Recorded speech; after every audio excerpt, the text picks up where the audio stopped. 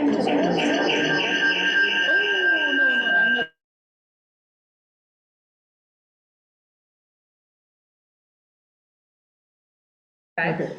All right, so you're in charge. Okay. Yeah, you can pick it up. Right? Okay.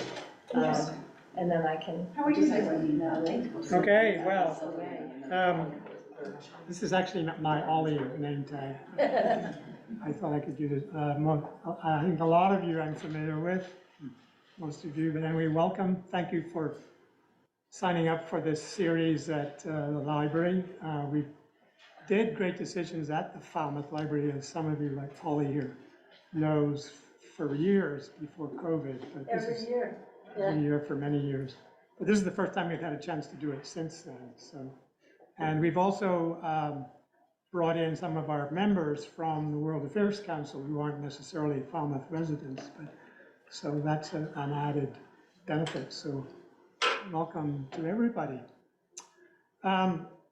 This, before she has to dash off, is our Executive Director, Allison Hodgkins. Welcome, everyone. It's great to see all of you here. Thank you, everyone, for coming and for being part of Great Decisions. I especially want to thank those of you who kindly sponsored this series. We make this series open to the public, available to the public every year. We also offer it as a course at the Osher Institute, and of course, we rely on the support from our sponsors, from our members to make that possible. It's kind of like public television, but for world affairs and foreign affairs. For those of you who still would like a copy of the book, I do have one available if you would like to become a sponsor, or you can go online and purchase it directly from the Foreign Policy Association. Their website is really easy. It's fpa.org. They also have a Kindle version that you can download directly from Amazon. It's quite a good resource. That it's also, we have donated copies to the library. So the library also has copies available. If you would like to check it out from them, we certainly would not encourage anyone to make photocopies because that would be a violation of copyright. However, what you choose to do on your own is your business. For those of you who are not formally members of the World Affairs Council of Maine, of course, I welcome you to consider becoming a member. We have all kinds of programs and activities connecting Maine with the world, our bi-monthly coffee and discussion group. We have a regular evening speakers program where we bring in speakers like Ambassador Bill Taylor, former U.S. Ambassador to Ukraine. For our annual meeting, we'll be having the former UN Food and Agriculture Organization Deputy Director who'll be speaking on world health, world hunger. Clearly I've had too many meetings today. And we also, of course, host the International Visitor Leadership Program for the State Department and bring emerging leaders from across the world to Maine several times a year, and we will have opportunities for people to interact with those visitors from time to time. Great Decisions is the nation's oldest, largest, longest running public conversation on foreign policy and foreign affairs. The World Affairs Council of Maine, now Clifford is a real expert, but based on what I saw in the archives, has been offering this series since 1980. It's really important because foreign policy matters. Foreign policy is our presence in the world. It's the signature of US global leadership. It has an impact whether you agree with it or not, whether you know about it or not. It impacts the rest of the world. It is our face to the rest of the world, and it also impacts us here. And so I thank you for being interested and engaged in foreign policy. And with no further ado, I want to turn things over to my friend, World Affairs Council of Maine, past president, program committee chair, guru, eminence Greece, former World Bank official, Clifford Gilpin. Thank you, Clifford. Thank you. Well, as I just said, I welcome everybody. I know most of the people in the room, and that's great. I look forward to good conversation. Just to add to what Alison said, this series is really designed to promote discussion. So I hope that we have lots of good discussion this afternoon. I will not be monopolizing the time myself. Just to add a little bit for those of you who may not know me so well, on my own background, I grew up in Northern Ireland, so I'm actually I was a British citizen before coming to the US. I had a career with the World Bank in the education field and worked mostly in the African region and then later on in East Asia. So I don't profess to be an expert on climate, but I do have a little bit of experience of what some other parts of the world look like and how they might be dealing with the kinds of challenges that we're facing today. Of course, I can't resist. I hope you've all seen the headline in this morning's newspaper. Actually, two headlines. That's the global one, okay? And down the bottom here, we've got another article on the rapid decline of eelgrass in Casco Bay. And eelgrass, of course, is a very important for our sea life in this area.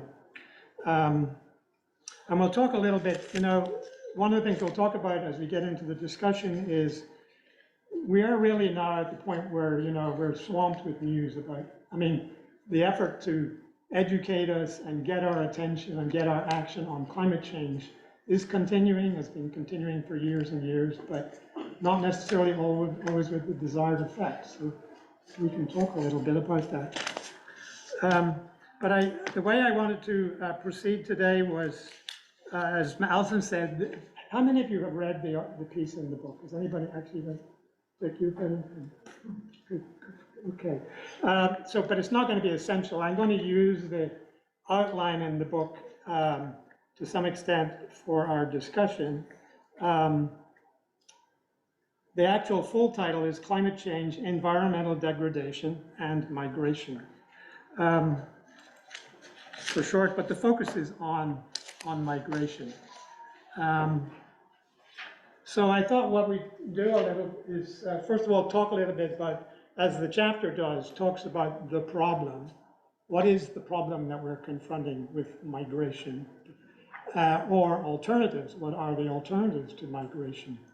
And then move into talking a little more about how we might respond to this, both at the international level, the national level, and the local level. Because although, as we'll talk about, the dimensions of the problem are still very hard to calculate, nevertheless, we know there's a problem. So we need to get ready to deal with it. And how are we going to deal with it? Just to kick us off on this, I've actually got two maps here, which I think illustrate pretty well the sort of variety and the dimensions of the problem. So the first one is the Sahara Desert. Any of you been to Morocco or any of those places? Okay, so you've experienced the sort of northern edge of this situation. Where did you go? Morocco? Morocco, Yeah. southern Morocco. Anybody been to either that end of Africa or the other end of Africa? Okay. Well, anyway, Morocco, as you can see, is up there in the north, in the left-hand upper corner. What this shows is the extent of the desert currently. If you go back in history, say, particularly in the age of the spread of Islam, which spread across from Mediterranean Sea all the way down to these countries, Sudan, Chad, Mali, etc., where there's a very large Muslim population still in the upper part of those countries. That was the result of the expansion of Islam back in like 800, 900, and so forth. It was a lot easier to cross the desert back then than it is today. Now you would need to be heavily equipped, have special survival skills probably to actually make the trip. But back then, 1,000 years ago, there was very active trade across the Sahara in both directions. Some of these countries that are mentioned on the southern part, particularly this one here, which is called Mali. Mali is a name taken by the modern state of Mali from a very ancient kingdom that was one of those that developed in West Africa, and was one of the states at that time in West Africa that was trading very actively across the Sahara Desert. Today, it's a very different story. You may have read some of the stories about conflict. The French have got troops out there in Mali and some other areas. Even American forces have been involved to some extent in Mali. I don't know where that's coming from. That was me, sorry. Okay. As the desert is expanding, and the latest research shows that the desert has increased by about 10% in the last 100 years, which, you know, you might think that's not, only 10%. That's actually a lot for that period of time. This whole area of the Sahara Desert is approximately the size of the United States. So it's a huge, huge area. It represents about 1/3 of the total area of Africa.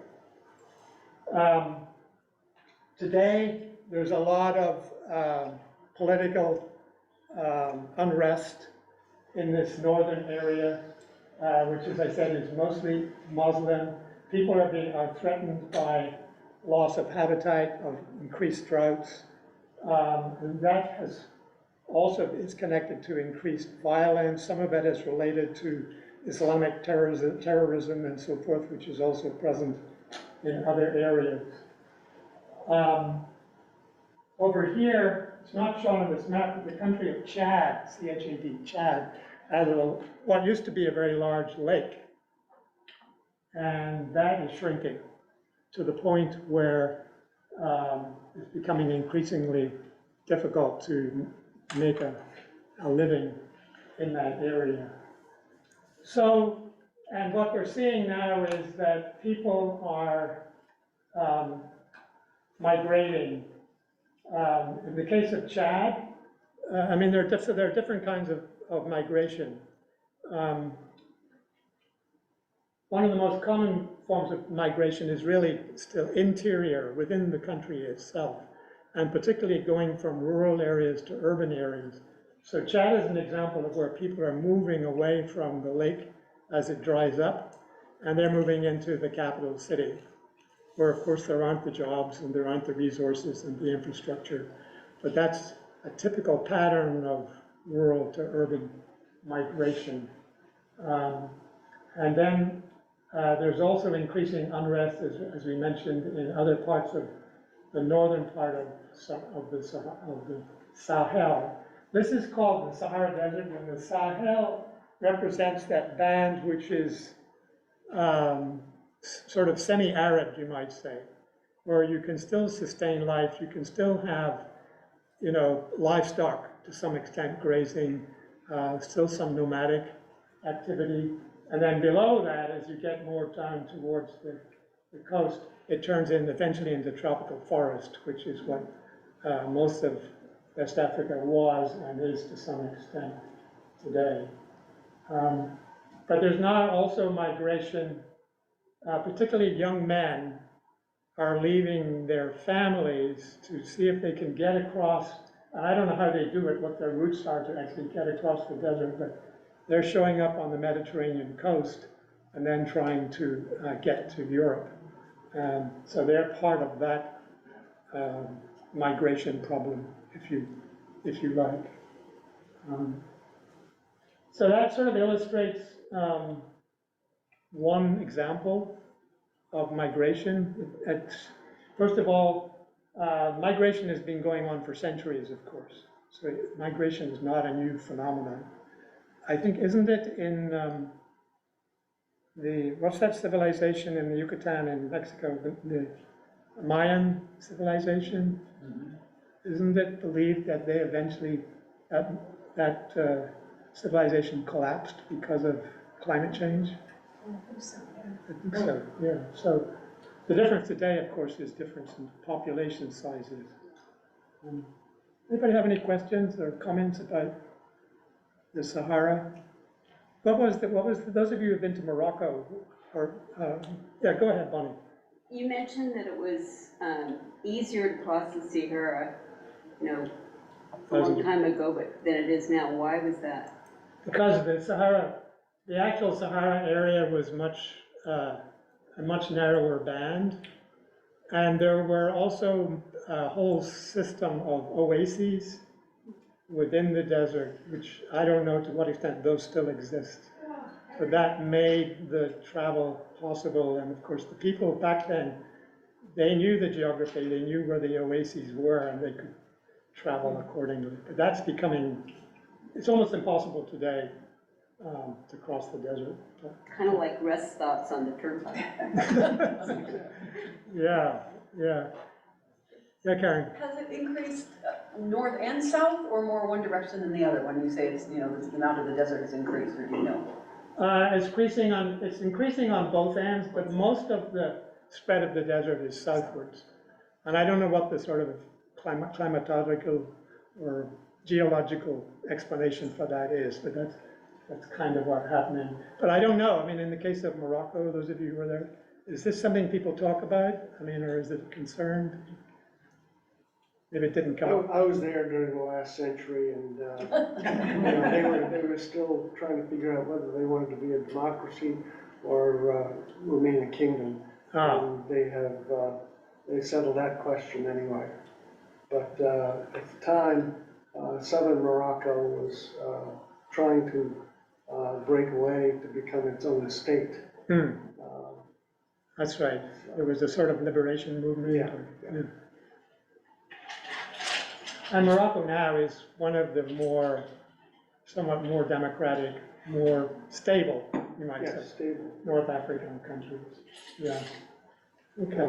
Your experience. Well, I was just that actually we cut our trip short with COVID, so we left in March of 2020, we were with some friends in a small tour, so we didn't interact that much with the community. I was there maybe 6 years before that. There was a lot of interaction with students and so on. And yeah, I think their concerns were not at that time environmental so much, but we stayed one night right on the border of Algeria, and that's amazing to look out of the desert. That's all you see. Yeah. Okay. Let's see, where am I here? Yeah. Yes. Okay. Good. The other example I picked out, I should say that going back to, I did live in Nigeria and Ghana, and had a little experience back in the 60s as a Peace Corps, as a British volunteer, I should say, at that time. Later on with the World Bank, I worked quite a bit in Indonesia in the 70s through the early 90s. This is a map of Jakarta, which is the capital of Indonesia. It's it's the main port, right on the northern coast of Java. If you can imagine the location of Indonesia, it sits between, to the south is Australia, and to the north is Singapore and Malaysia and the Malacca Straits. So it's in a very key strategic area. But this just shows in the last 20 years, between 2010 and 2030, to what extent the sea level is basically inundating or invading the whole city of Jakarta. And again, it's like the case with the Sahara. So, I mean, this seems pretty dramatic, 20 years, but it is still a very slow-moving problem. This is one of the issues I think we have. It's not something you can see happening on a day-to-day basis. But Jakarta today the city itself is about 10 million people. And I should say that Indonesia is an interesting example of what you might call planned migration. A lot of migration is voluntary. It's, people take the initiative. But there are, in some countries, actual programs to help people relocate. So Jakarta is located on the island of Java, which is the most densely populated part of Asia, partly because it has very good volcanic soil. It's extremely fertile, big rice producer. But the population of Java is now, it's almost half of the total population of Indonesia. The total population of Indonesia now is about pushing 250, 260 million people. And actually the government for several years has had a program, what they call transmigration, which was to encourage people who weren't able to get land on Java to relocate to other parts of Indonesia, which are much less densely populated. And the World Bank actually was involved in supporting that program going back to the 1970s. So that would be an example of where a country actually takes an active role in relocating people. And going back to what's happening now, I looked it up last year in January. The government of Indonesia formally made the decision to relocate the capital from Jakarta to the island of Borneo. The province is actually called Kalimantan for the Indonesian part, but it's part of Borneo. Much less densely populated. That'll be a huge undertaking. I mean, it'll probably take, I don't know, 1 or 2 decades to actually relocate the entire capital to Borneo. And of course, that will come with its own negative consequences, because how much forest is going to have to get chopped down and other kinds of environmental implications that will be negative for the environment. Just quickly, is that because of the sea level rise? Yes, thank you. So I didn't make that clear. What's happening is it's sea level rise, but it's also aggravated by a population because they're drawing water. So the water table, I mean, the whole thing is sort of sinking.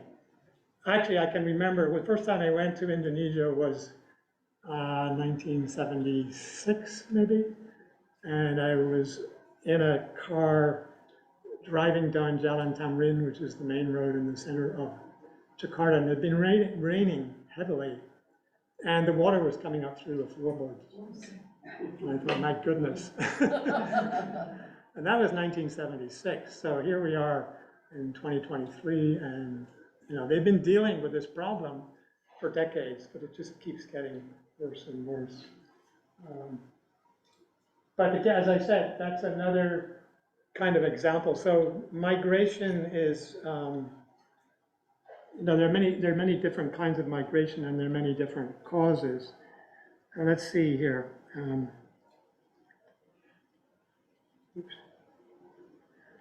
So I thought we'd talk a little bit. I use this term myths about the problem. There's actually, I discovered in my preparation for this session, interestingly, the Gulf of Maine Research Institute here in Portland has a person on their staff who's a specialist in climate change. And one of the things they did last year was they partnered with another organization. They put on a series of talks on Zoom or on video. You can go to YouTube and find that, on climate migration. And they talked about the myths about the problem, so I just kind of borrowed their phrasing for that.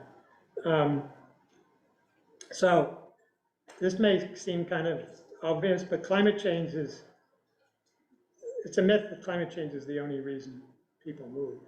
I think that's probably obvious to all of us. How many different reasons can you come up with for why people? Economic. Pardon? Economic. Economic, yeah. Political. Political, Family, wars, instability, yeah. family. Family, yeah. Yeah, right. March and Maine. Okay. March and Maine, that's a good one. All climate impacts are the same? Well, no. Of course, they're not. Just want to say one thing about that, and that is something that's discussed a bit in the Great Decisions chapter in the book. There's what we've been talking about in the case of the Sahara and in the case of the increased gradual flooding in Jakarta and Indonesia. These are sort of relatively slow-moving problems. And people react to that in different ways. They may decide to move, on the other hand, they may not. But there's also something else that the book talks about, which is sort of what they call sudden onset events. In other words, the one that they talk about in the chapter is Katrina, the hurricane in New Orleans. That is an example of a sort of sudden onset situation. If you don't get out, you will be likely possibly not to survive. So then people evacuate. Interestingly though, and we've seen this most recently with the last hurricane in Florida late last year, even if you have a government mandated evacuation order, does everybody leave?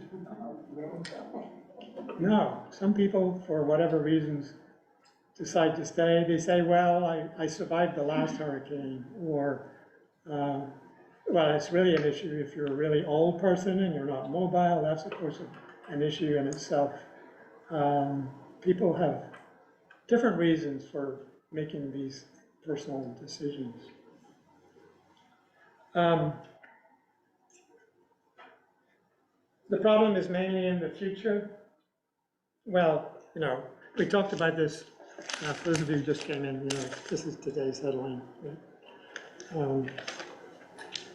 And the report of the international, the IPCC is, becoming more and more, essentially the warnings are more and more dire, but it's a balancing problem. And one of the things that we can talk about, and then the final thing is that the number of people, so then there are various kinds of dire predictions that have come out over a period of time. They're sort of cataclysmic. And one of them is that the number of people involved in having to move because of climate change is 1.5 billion. And I'm not sure over what period, but where do those numbers come from? Well, there's no real solid sort of scientific or economic basis for coming up with those numbers. But that raises the question, of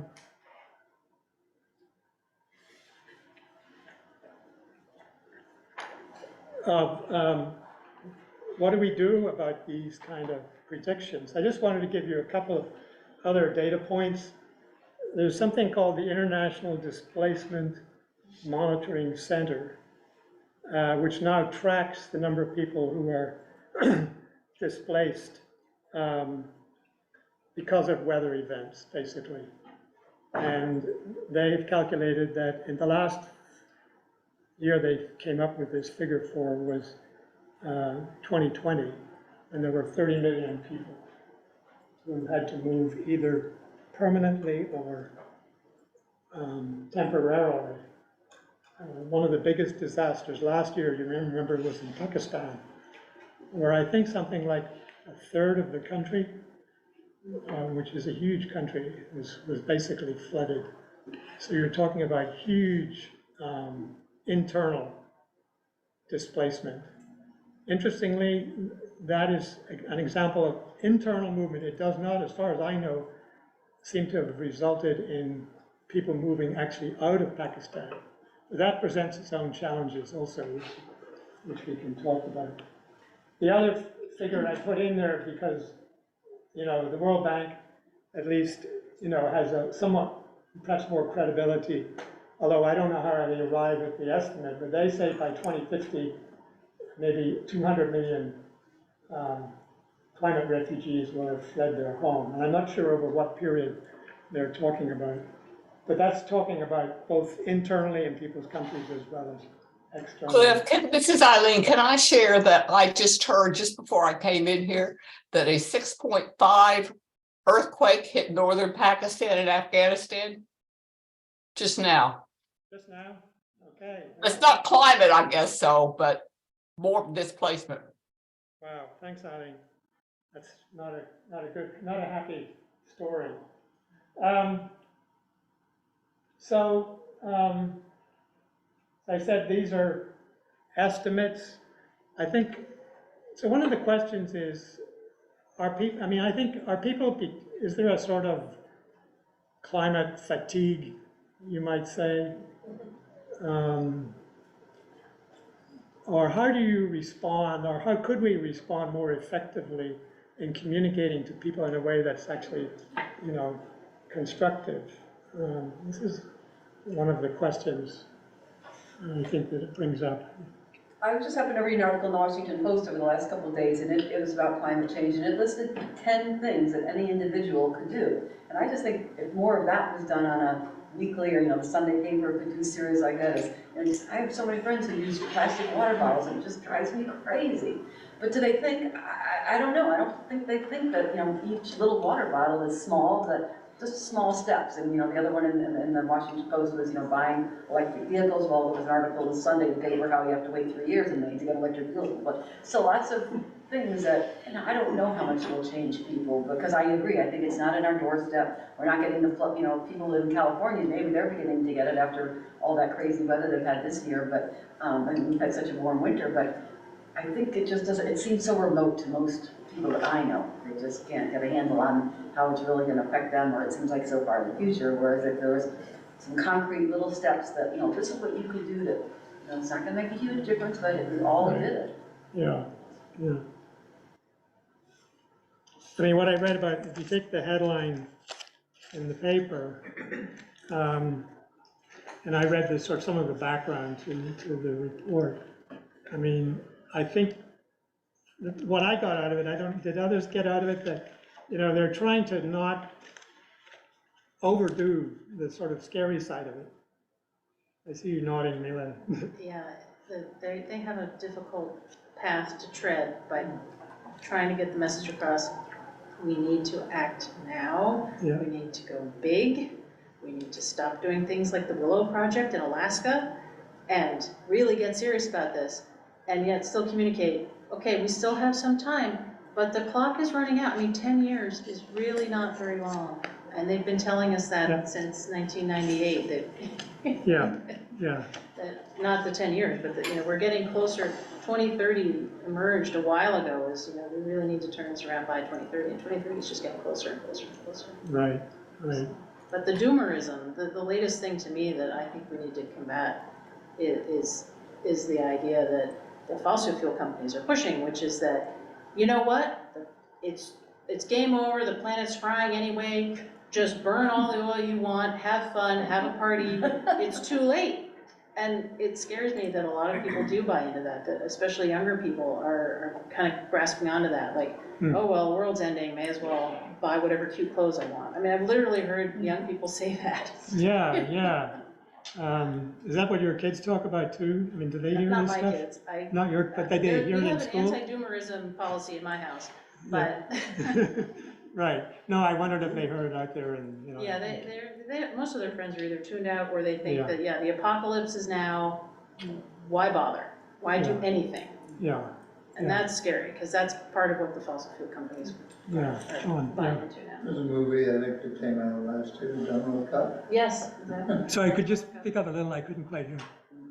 My hearing I'm is, sorry, there's the movie called Don't Look Up, yeah, where there's an asteroid heading towards Earth, and there's a couple of scientists that are trying to warn everybody, and everybody's, don't look up, don't worry about it. Don't look up and you'll get hit. yeah, And then the lights go out. Yes. yeah, yeah. The last time that happened, it caused freezing, didn't it? The Ice Age? Oh, Was that caused by a meteor hitting here? Maybe we'll get lucky. That is an excellent movie, it's on Netflix. Yeah, I think it seems to me everything is about the problem. And if there were a few solutions that people could kind of coalesce around it, that would sort of change this. right, yeah, yeah. 60 Minutes last Sunday had a thing on airplanes and what a problem they have caused with climate change. Yeah, I think we can do a lot more with governments that impose certain restrictions. Like Germany, if you leave the packaging at the store, you get certain credit. If you use the packaging that's heavier in plastic, they tax the packaging more. In the United States, we can't recycle those plastic milk jugs because it costs 12 cents a jar to create a recycled one versus to create a new gallon jug costs 2.7 cents per. And if we tax the packaging industry to change that habit by taxing them, but the chances are that's going to happen is slim to none. right, right. Maine's trying. Yeah, the state of Maine is, Yeah, well, the single sort does not work, number one. no, the state of Maine has a law, and grant you will go into effect for another 5 years, that any packaging that is shipped into the state of Maine, okay, the packager has to take it back. Okay? That's a logistical nightmare. It is, but it's working well in Europe. Yeah. Okay, it's also working in British Columbia and Nova Scotia. Yeah. Maine happens to be the first state in the union. It's also an incentive for the companies not to provide all that packaging. Right. Well, you remember also, I mean, there was a period where we had a lot of discussion about the concept of a carbon tax, which is a more kind of universal way of dealing with the same thing, that you provide an economic incentive to reduce your carbon footprint by calculating some kind of cost, externalities is what the economists call it, that would have been levied. I mean, it's complicated, admittedly, but then so everything we're talking about is complicated, right? But the carbon tax doesn't seem to have, well, there's been opposition to it, as we know. In this country, I think there was actually a point where it actually got to the point of discussing legislation. I think, was that during the Obama administration? I don't remember. No, it's during Bush's So administration. it was the Bush administration. It came very close to passing. Came close, Then yeah. 9/11 happened. Yeah, yeah. But it's still being actively discussed in other parts of the world. I think Canada is one of the places where there is, in fact, some form of carbon tax. Although, does it apply? I'm not sure if it applies to all provinces, given that that's sort of a federal system. China was looking at it. I don't know what the current policy is in China with regard to a carbon tax. Nothing has happened.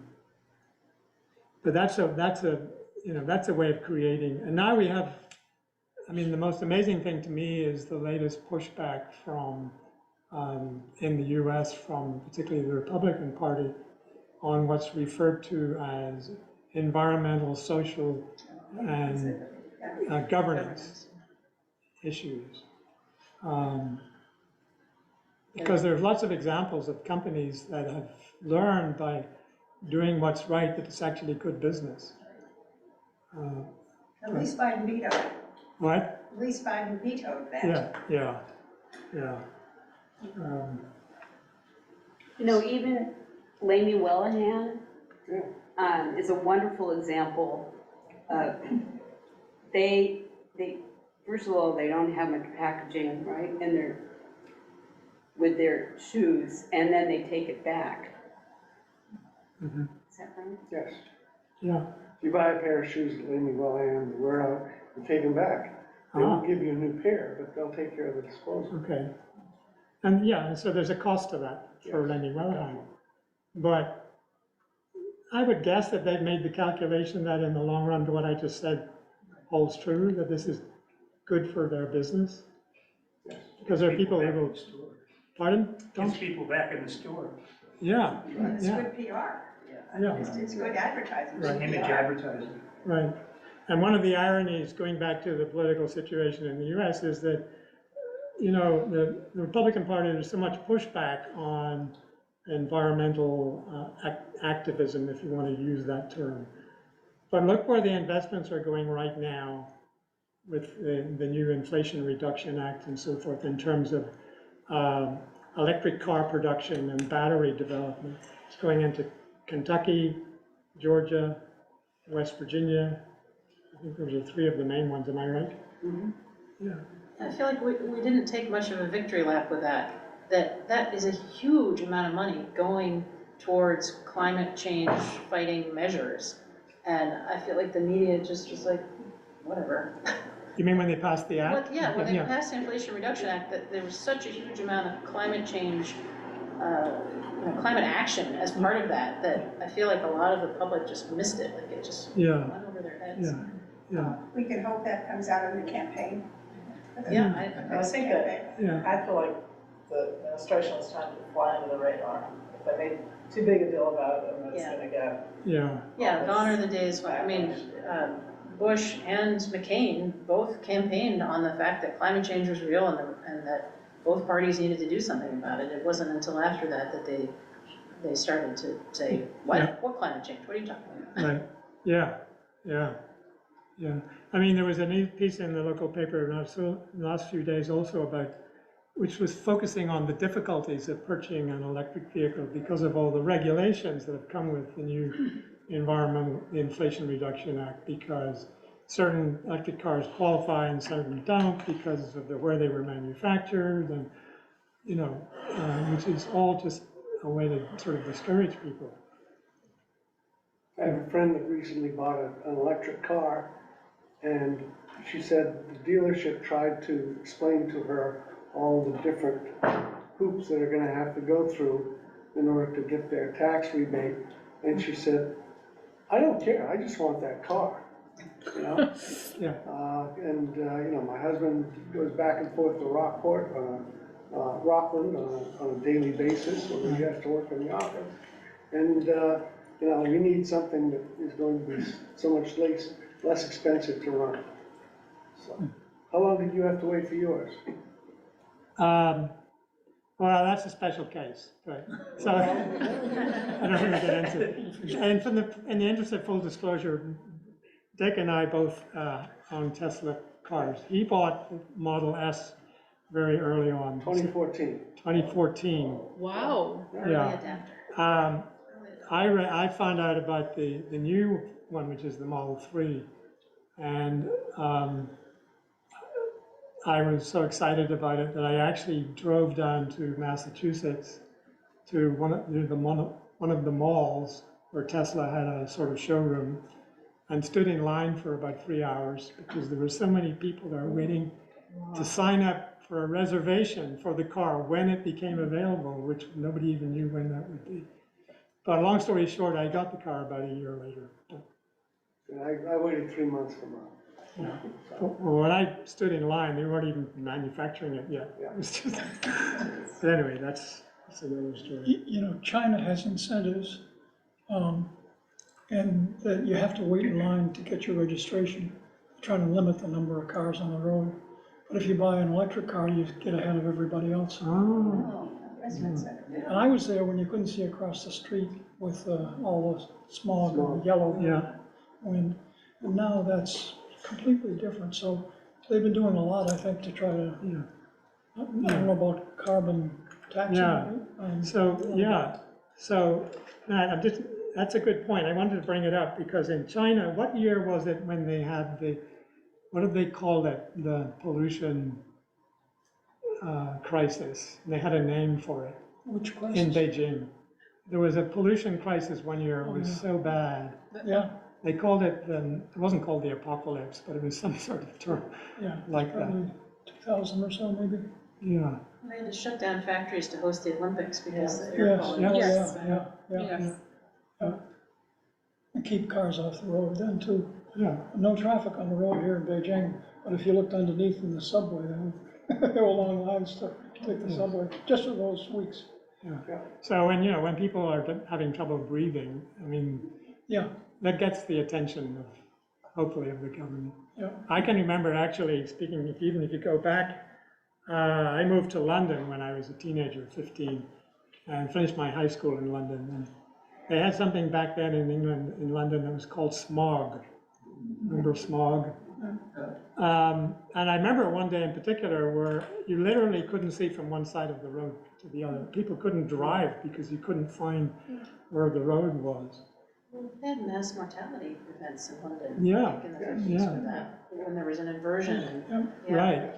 And one of the big causes was at that point people were heating their homes with coal. We all had these little coal fireplaces.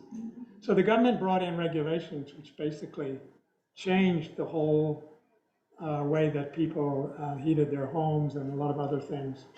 And I don't think they've had a smog like that in decades. So You can see pictures in New York City from that time too. You can't see, down the road, down the street before the Clean Air Act. Yeah. Also in California too. Oh, really? Yeah, that's right. Early 60s, I remember going. Yeah.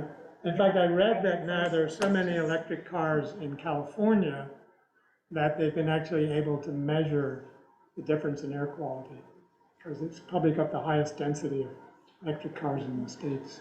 Yeah. So we've talked a lot about, the sort of the characteristics and dimensions of climate change. Anybody else have any comments or questions on that? Bonnie?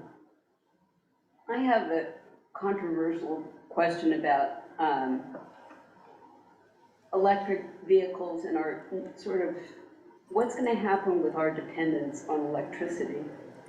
Like heat pumps, electric vehicles. It seems to me that we're very vulnerable with our transmission lines. And there have been several cases recently of domestic terrorism against transmission facilities, and that really concerns me. Yeah. Well, I'll give you my answer, and then Dick or others might have comments also. But one of the biggest, first of all, you're absolutely right that the potential bottleneck is the transmission capacity. We need to be building huge lengths of transmission lines all over the country. The biggest problem that they're confronting is the permitting process. And we've seen that, here in Maine, okay, I don't want to get into a discussion of the famous or infamous, Energy Connect corridor, but it's just an example of what can happen with the permitting process. You're talking years and years, and we don't have years and years to deal with this problem. I made a commitment that I'm not going to buy an electric vehicle until I can charge it with the solar panels in my own house. Yeah. I think it's just ridiculous that we're converting some fuel into electricity. Yeah. What the hell's the difference? Right. Yeah, by the way, one of the most interesting recent ideas I thought, you may have read about this, was in France, for example, now, they have decreed that any public parking lot above a certain size has to be covered with solar panels. You think about it, that's free space up there. actually create shade for the cars, the vehicles. So you think, I mean, that's just an example of thinking different. To answer your question a little bit, Yeah. okay, MIT last week came out with a report saying that the United States has the capacity to meet the need for everybody in terms of the electrical needs if we go to an all-electric society. However, there are going to be bottlenecks, and there are going to be places where new transmission lines are going to have to be built. The other side of that is that just what you were saying in terms of if everybody begins to put solar panels up on their homes, and we have a different distribution network, which isn't reliant on a grid. You had microgrids Right. in your area, you would be better off. Now, I don't know what the state of Maine is doing with all the electricity they're producing now, and I haven't read anything about that, except that you go up past Augusta or in Augusta, or even around here, you'll see all these solar farms that are being built. And I was in Medway the other day charging the car up, and I looked out the back of the place where the charging is. It's loaded with a solar field. And I went in this little store and I said, "What's with the solar field up there?" "Oh, I don't know. The state's got out getting all that electricity. I don't know what they're doing with it." Well, neither do I. You know. So, but it is going into the grid, which goes into the New England grid, and we all can profit from that. And as it said in the article, as we've all heard, and in that article too, it is the cheapest form of power in terms of non-fossil fuels. Yeah. But we still have, so I mean, on the other side of the equation, there's still a lot of countries. Well, this gets back to the whole issue of the more rapidly growing developing countries. So I'll give you the example of Indonesia again.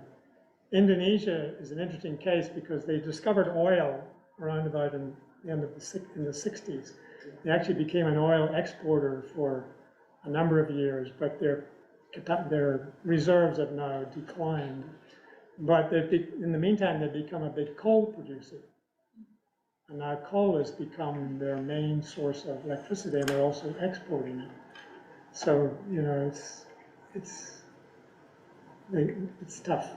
Yeah. Let me just move on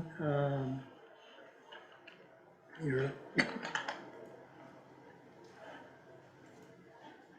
So we can come back to some of this discussion, because really this is more about talking about policy responses.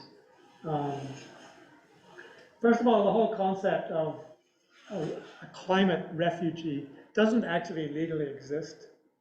There is no organization or no legal term which has been adopted that specifically addresses the question of people relocating because of climate. Now, as we've already said, of course, it's anyway complicated. I mean, when people move, it can often be because of climate, but it's also because of other factors. As you probably know, one of the, we have a big issue right now with people at our border coming from Central America, right? Honduras, El Salvador, Nicaragua, I think are the three. Now, a lot of the people who are moving away from there are because of climate change. Actually, there's increasing drought. Farmers are having a harder time producing their food, and that's becoming a really serious problem. But that's not what you read about when you see the people coming to the border, because first of all, it's not an explanation or a justification that we accept here for somebody to be coming into the US. But they're also fleeing because that's also associated with political instability and violence and other economic problems. So all of these things are mixed together. So on the one hand, climate is already a factor in migration from Central America, but it's not the official reason, and it's not the only reason also. So I don't know what the effect would be of of officially recognizing, I think, a person as a climate refugee, or whether there would even be an appetite for doing that, because it would be one more category of person that would be wanting to move. Anybody else have a reaction to that? Well, if you designate another category, as you said, then people have to do something about it. Yeah. And if they don't recognize it as a Right. cause for migration, they can ignore it, Right. run it for a while. The UN agencies, as we know, we refer to the United Nations Climate Change Council, which makes these periodic reports, but climate change is definitely, or climate migration is becoming an important factor for UN agencies in considering all of their activities. One of the people who was hired by the UN maybe 3 years ago was the former head of the central bank in the UK. And interestingly, compared with some of the discussion that's been going on here, he back then, 3-4 years ago, was raising the alarms about the financial threats of climate change, that this was potentially, financially destabilizing to the system. Just one anecdote, I spent the month of February in Florida, which I'm sure makes some of you envious, but maybe not. Anyway, we have a timeshare down there, and we learned while I was there that their insurance rates were going up 150%. And that's not just because of the increased insurance costs because of weather events, but because a lot of the private insurance companies are actually pulling out of Florida altogether. So now the government of Florida is having to figure out a way to pick up the slack on that. So that's just one immediate financial impact. Well, government's gonna eventually have to step in and say, you cannot rebuild on that same spot. Right. I mean, Yeah. why do we keep paying for these people to rebuild where it's being flooded year after year? Yeah, or alternatively, so a lot of the people from what I read in Fort Myers Beach, which was one of the areas impacted by the last hurricane, are not the most wealthy people. They're people with more modest incomes who've moved there to retire there. They don't even have insurance, a lot of them, even now. So basically their life savings are being wiped out, potentially. And then so what do those people do? Do they become migrants to some other part of it? And it's the same thing with people in California fires. A lot of them have moved there in their retirement, and they have their place. Right. And they had not able to get insurance either, and again, they're wiped out. Yeah. So we'll come back to that. We can talk about, what do we think is the role of government, certainly particularly in the US.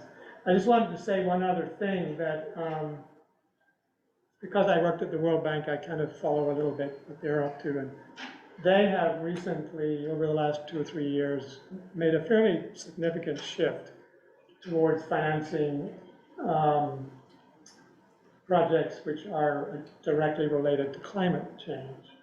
But there again, it's not disconnected from what they've been doing all along. The main goal of the World Bank for the last several decades has been poverty alleviation.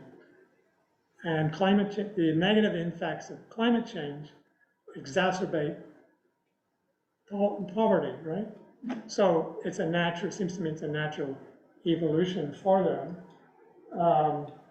And if you're interested, you can go online and look up, go to the World Bank and look at what they're doing in the climate field. Interesting anecdote that the president of the World Bank, who was appointed by Trump, each appointment is for a 5-year term at the bank. David Malpass is his name. He turns out that he was a sort of climate denier. And it's gotten to the point where there was so much pushback internally within the bank from the staff, I think, as well as from outside. He just decided to quit a year early rather than finish his term. So it wasn't a good look for the bank to have a client denier as head of the organization. Clifford, could I ask you, since you follow the World Bank more closely than I do, have they really fully stopped funding any large fossil fuel projects, including, I know for a while they were really coming under a lot of pressure about coal projects, but there are other fossil fuel projects. I believe that they have, and the bank has responded over the years to actually a number of those kinds of pressures. I'm not totally certain because there's an arm of the bank called the International Finance Corporation, which does some private sector stuff. So I'm not totally sure. I'd have to go look it up. But another example was the bank completely got out of the business of helping countries build dams for on rivers because of the environmental effects. For example, they refused to support the dams that the Chinese government wanted to build on the Yangtze River. They wanted the bank to help with that, and the bank refused. They pulled out of that area. So there has been some change.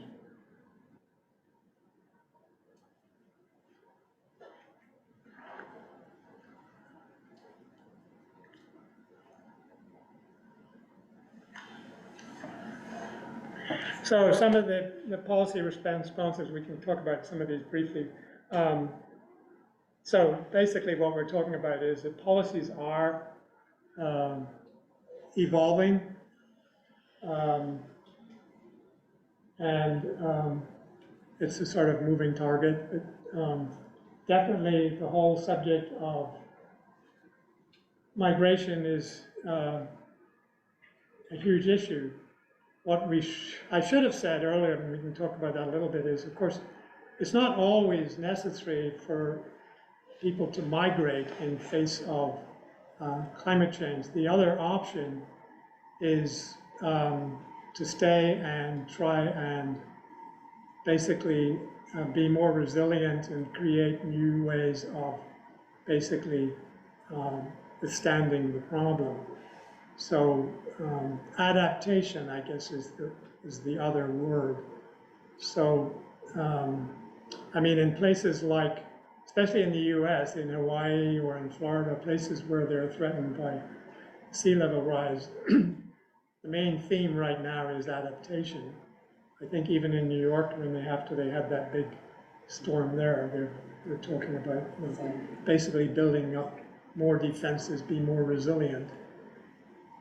Yeah. There was an article probably a year ago, at least by now, or on 60 Minutes, I can't remember, but there was a town in New Jersey, I believe, on the shore where the flooding and the sea level was just not doing well. And I think it may have been environmental agencies, I think the government, at least the state government was involved, but they bought those people out and helped them move to higher ground, basically. And they essentially, literally, tore down houses, convinced people in this small community, I can't remember the name of it, and got them to move, and got the whole sort of little community to agree, one by one, to move. So then they designated that land as maybe oyster beds, who knows, but it solved that immediate problem anyway. Yeah, let's come back to that. I'll just run through a couple of things here quickly. Well, there's also improvements now in early warning systems from people who track weather, and we've gotten more sophisticated at predicting various kinds of weather events so that countries can make appropriate preparations earlier. The third one, national security implications. The first part of the federal government to really raise alarms, interestingly, about climate change was the Defense Department. And they issued a report some years ago, which actually came out eventually during the Obama administration, which is now several years ago, obviously, which talked about the national security implications of climate change. Some of those are very direct. For example, there are military installations in the US, like in Norfolk, Virginia, that are subject now to flooding. So there are those kinds of direct impacts. But then there's all of the other wider national security issues. And it's interesting, that seems to be where a lot of the focus has been up to now, is what do we do?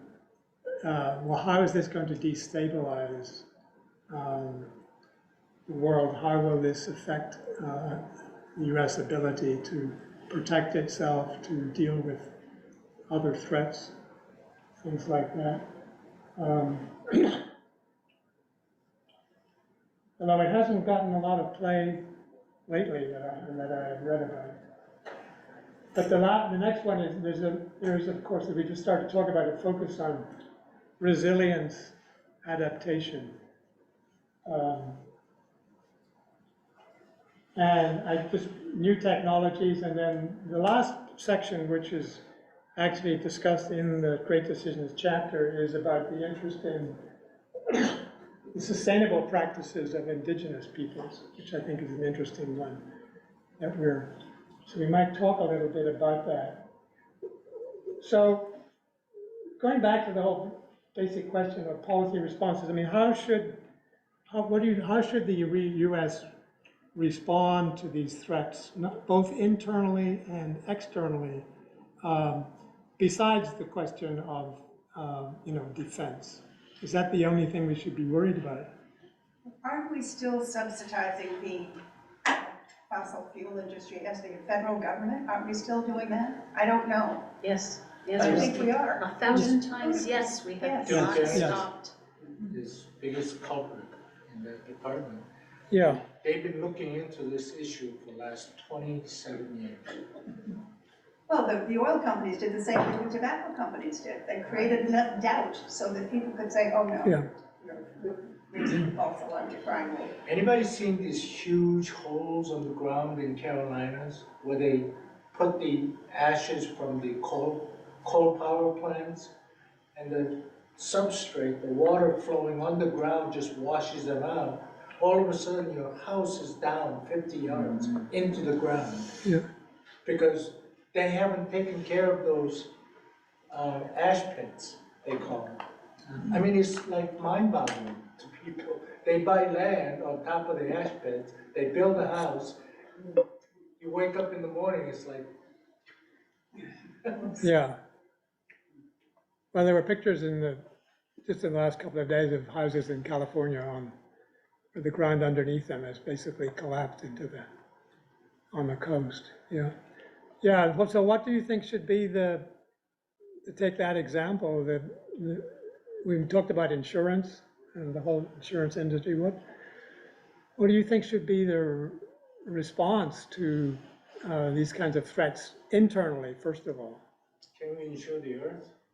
Can insure the earth? Well, interesting question. Another planet? Global insurance. Global insurance. Is there Affleck for that? So I moved from South Carolina, and there was a barrier island that they were trying to develop. And the people that lived there were gonna have to pay. The federal government wasn't gonna insure it, like there's federal flood insurance, they weren't gonna insure it. So they were gonna pay ridiculous amounts of insurance to live there, which I think that's the way for it to go, because it's still, I mean, there was a lot of other lawsuits and so on, but right. That makes it so economically unattractive to live there that right. people just.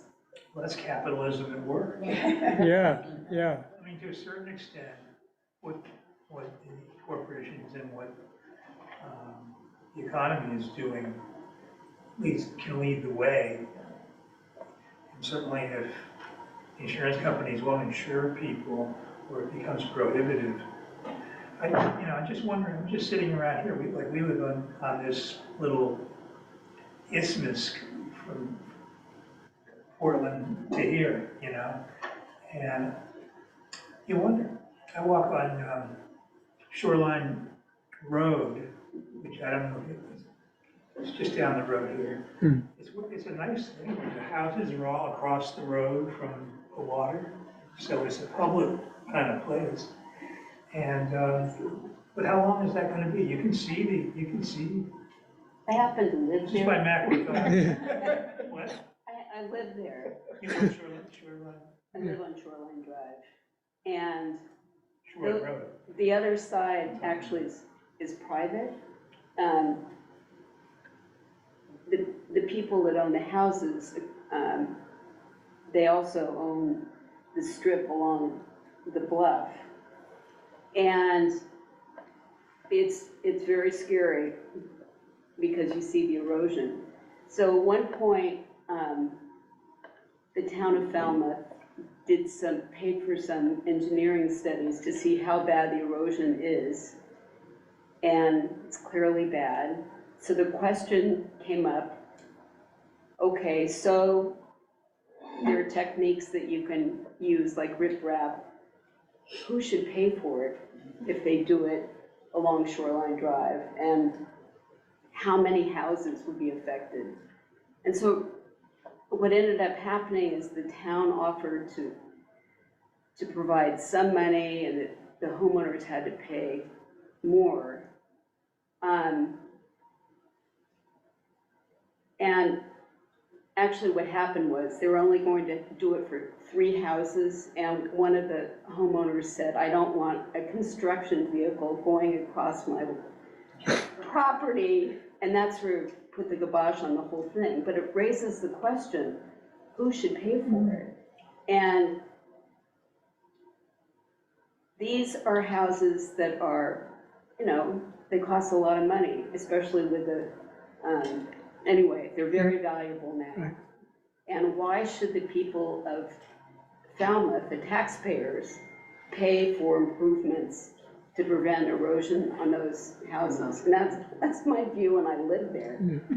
There is I walk it every day, and I grew up near that. There's a great spot now where one house has that gargantuan erosion problem. Yeah. I see they haven't done anything, but you can see where the bushes are so far out. What's gonna happen there? Am I paying for it? Right. I'm gonna pay for that house to get it fixed? So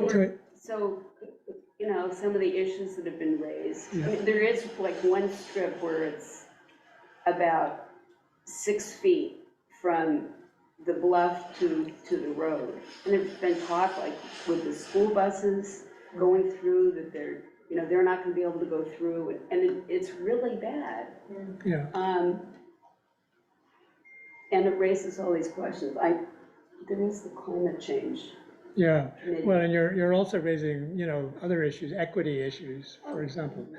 So, I mean, one of the interesting, it was actually in the Farm Policy Association on the website there's a piece on some studies that have been done on what happened after Katrina, to go back to that, which now happened during the Bush administration. I forget what year it was, but, because everybody had to evacuate, basically. The question is, who went back? And the study shows that the more wealthy people were the ones who actually returned to New Orleans, because they had some financial resilience to rebuild or not have to wait for the local government to do whatever. And the black population in New Orleans, which was the one most affected, and a large number of them, relatively few of them have gone back, because there's inequities, like everything else, in the way that the recovery was dealt with. And there's all kinds of stories, lots of research about this. This is sort of a tangent that I don't really want to travel down, but it makes me think of this book that's just come out. I can't tell you the name, I forget the details, but it's how the rich are benefiting from poverty. We are a rich country. We could solve poverty, but we don't, because people can make money. Landlords, I don't want to call out a specific group, and I haven't read the book, but it's been in the news the last few days that the rich get richer and the poor get poorer. The author is Systemic racism. the author is being interviewed by Terry Gross tonight at 8 o'clock. Oh, really? Ah. Yeah. And I can't remember the title of the book. Yeah. Yeah, no, it's a huge issue. Yeah, I can address bullet number 3 and number 5. I've been involved since 2008 on all the waterways, like rivers, where they are placing the turbines underwater on the bridge structures, on the base, and it's all connected into micro grid within that area. And when the Defense Department found out and the NSA found out, they bought the right to all of them for emergency plans. Because when the turbines submerged underwater, that's not as greatly affected by nuclear disaster as it is in other ways. The other thing that they're developing, I met with this Korean gentleman who developed a magnetic, you know those medians on the highway? Those, each yellow dot can be converted into a magnetic post. And every car can have a magnetic panels on the side of the car. So when every car passes by, you can create electricity. Really? Not only that, the subways in all the large cities, they can have the same type of system. And the same way it works with the tidal waves in the ocean. So those are all being developed, but like the solar panels in the 60s, the electricity companies and fossil fuel companies are kiboshing those. So, because it's competition. yeah. Remember I don't know if you guys remember 60s, when the solar panels were coming out strong and quietly but very effectively, the electricity companies and the fossil fuel companies kiboshed. That's why it died in the 70s. Well, they're trying it again. There was just a piece on NPR the other day about Yes, a number of states are being, and municipalities are being convinced to pass anti-solar bills by the fossil fuel industry. They're doing this, they call it astroturf instead of grassroots. It's basically spreading misinformation and disinformation to the citizenry to then tell their legislators that, oh, large solar farms are horrible and they're an eyesore and, whoa, they're danger. Ban them. Yes, And they are it's the all ones paid who for by are the fossil spreading fuels. this misinformation. So it's something we can guard against in Maine, because I do wonder, some of the anti-solar stuff going through our legislature. So, what can we do? Do you have any thoughts about what we can do in Maine about this kind of Well, misinformation? I wonder, because there's a lot of talk right now, and a lot of it is couched in the fact of, oh, well, let's not take up valuable farmland with solar. Let's make sure that if a solar developer wants to do this, they have to pay a lot in mitigation and save multiple acres somewhere else for putting in an acre. They're treating them like it's dirty oil that could spill. And they're trying to say that it's equivalent, and solar panels. Right. I mean, one thing we can do is, like Japanese government, they limit number of registered lobbyists in Tokyo. We have no regulation on that. I think there are like 800 Japanese lobbyists. Right. That's just registered. Well, have that in one building on King Street. 800 lobbyists. Anyway, my 2 cents. So we have about 10 minutes left. So there's a lot of stuff we could talk about, but what would you like? Yes, Dick. When I first saw this topic, it occurred to me that we're talking about immigration forced by climate change and whatnot, but that's of human beings. Okay?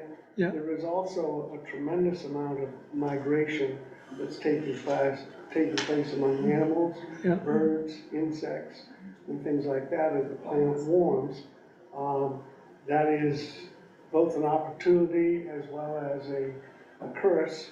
And I wondered, if there's been any work done along those lines that anybody might know. Mila, do you want to respond to that? The ticks are worse, okay?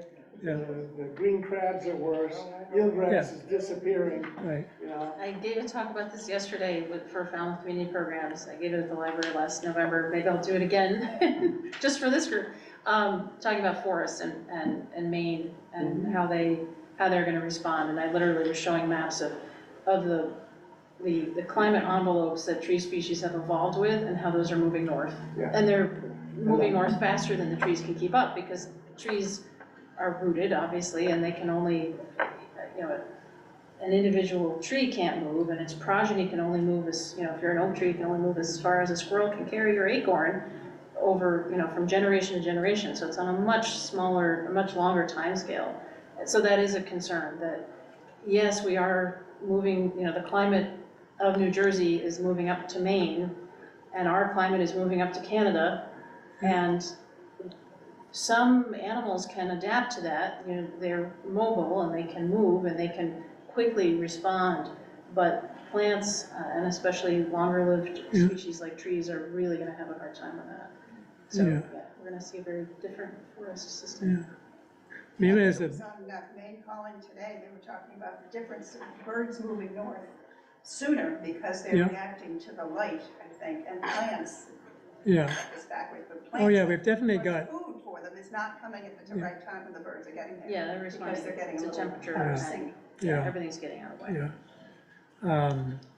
Mila is executive director of the Falmouth Land Trust and a biologist, so you asked the right person. Thanks. Yeah, so there's all kinds of climate effects. Well, the lobster, I'm a little surprised that last summer they talked a lot about the lobsters that are now moving. I mean, Massachusetts has no lobster industry, I mean, comparatively anymore, and that eventually Maine's not going to, it's going to all be up to Canada. And yet, you know, the lobstermen are all such in arms about some of the other restrictions they're put on, but I don't see them talking about worrying about this. And I just think we all are short-sighted, or I'm just surprised, I guess, that they haven't said more about this. Well, I guess back in some ways to the question we talked about earlier, which is, it's easier for people to focus on the short-term problem, I think, than the longer-term problem. So if they feel like their job is threatened, which is what the lobstermen think, that's what they're going to. Right. But you know, the difficulty with all of these discussions, and we could go on for hours, is that there's good news and there's bad news. I mean, there's bad news in terms of what's happening with various species and with insects and plants and trees. But there's also, you know, some good news. I mean, if you look what's happening with other kinds of sustainable fishing in Maine, with, you know, new opportunities for everything from seaweed to scallops and oysters. And, you know, it's not all bad, is it? No, and the new technologies that you have there, it's really exciting. I mean, 20 years ago, we could not have shut down oil production and gas production and switched over. Today we can. I mean, it's not easy, but it's technically possible now, and it wasn't 20 years ago. And I feel like the narrative is still being dominated, like, oh, well, you'll all have to live in caves if we move off of oil, and that's just not true anymore. And I feel like we need to get that message out more, that we can do this. The recent Time magazine article has a brief discussion about how people who have the means in Beirut, Lebanon, are putting up solar panels on their houses. In fact, they've begun to create small companies to replace the national infrastructure that even the best of days would work 6 or 8 hours a day. And together with the batteries, they are singing the praises of solar, because now they can run refrigeration and they don't have to worry about opening and closing the door to the freezer because there's no electricity to cool it back down again. They can have lights when they need them to do the work of study with the kids and things like that, and education. So, you know, as these failed states, if that's what Lebanon is, begin to rebuild and to use the solar technologies we have, I think it's exactly what you're saying. We're in good shape.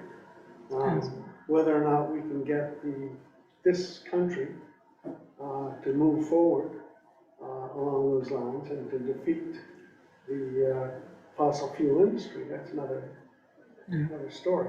I mean, the biggest, I'm told, I wasn't there, but the biggest representation at the Egyptian climate talks were from fossil fuel companies or fossil fuel countries.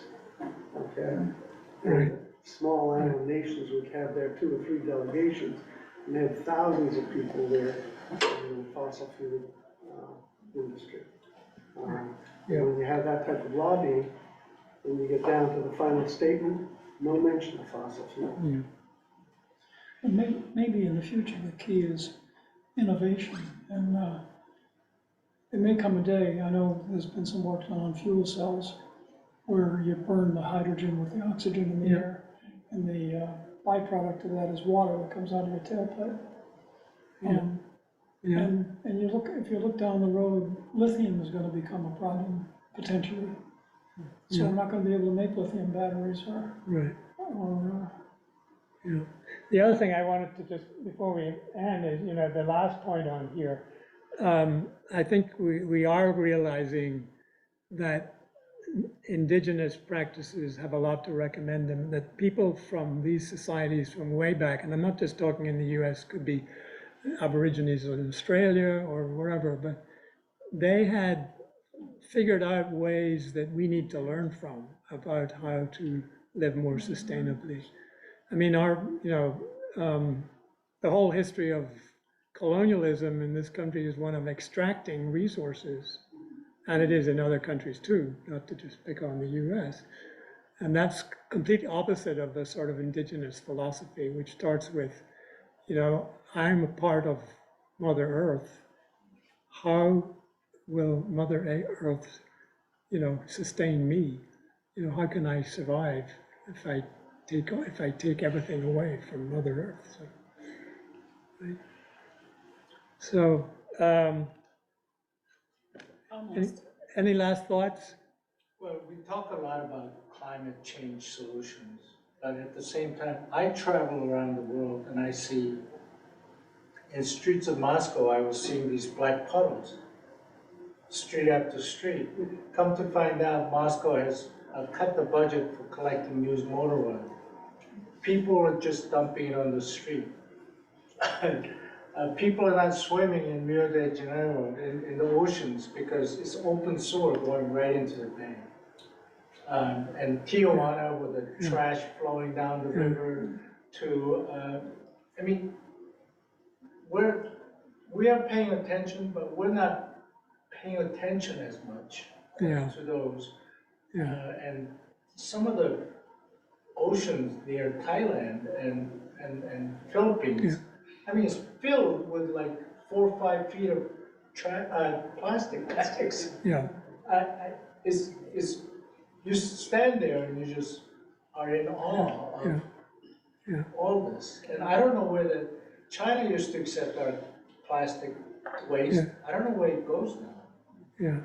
Well, one of the things I meant to say earlier, since you mentioned Moscow, is, is this just a problem in the Southern Hemisphere, kind of in the 4 countries in Asia and Africa and so forth?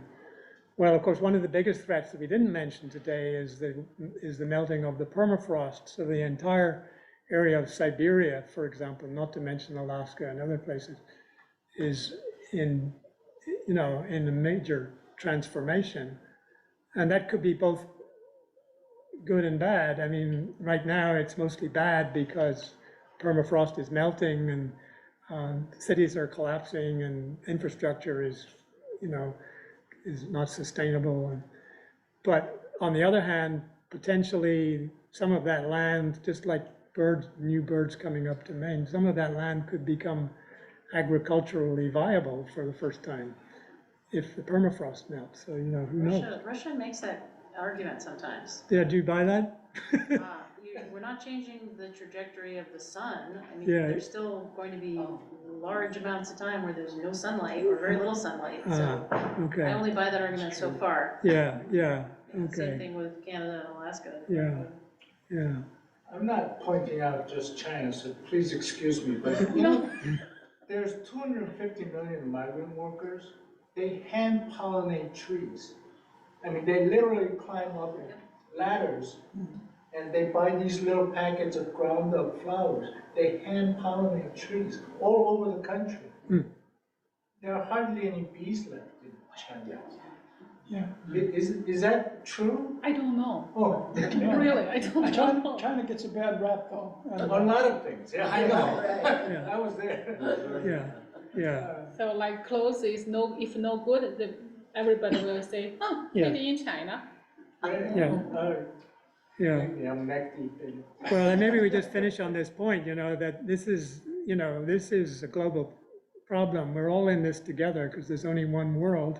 And so having a blame game is not helpful. Oh, no. No, I'm just saying, we all have to be thinking about ways that we can be positive and sort of constructive and move forward, I guess. Anyway, our time is kind of up, but I just want to thank everybody for your participation. Thank you, thank you. So next week, I hope you will be back when Nat and Joyce will be talking about a totally different topic, China and its relations with the US. Our introduction is China and the US. Are you staking your territory? By next week, it may have changed completely. Okay, thank you. Thank you, everybody. Thank you. I'll have to look at my schedule. Basis now, Yeah. because I- That's ridiculous.